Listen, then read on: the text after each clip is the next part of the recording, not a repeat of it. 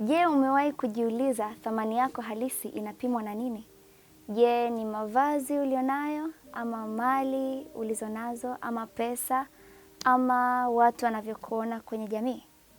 Majina yangu naitwa Lydia Manase. Napenda tushirikishane leo siri moja kubwa sana katika maisha, nguvu ya kujithamini. Mara nyingi tunapoteza muda mwingi sana kutafuta thamani na heshima kwa watu.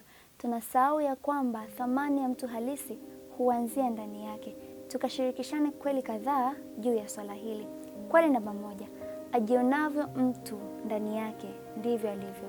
Ukijiona wewe ni dhaifu, ukijiona huwezi, ukijiona unashindwa, dunia nayo itakuchukulia hivyo hivyo.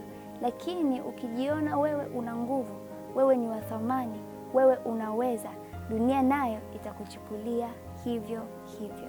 Kweli namba mbili, usiruhusu mapungufu yako ya nyuma ya kufanya ujione mnyonge. Tambua ya kwamba makosa ni sehemu ya kukua na ni sehemu ya kuendelea. Kwa hiyo kama ukikosea, jifunze kusimama na kuendelea mbele na safari yako. Kweli namba tatu, thamani yako haitokani na kile ulichokibeba mkononi, bali ule utu uliobeba moyoni. Mimi naamini ya kwamba wewe ni wa thamani sana. Kwaherini.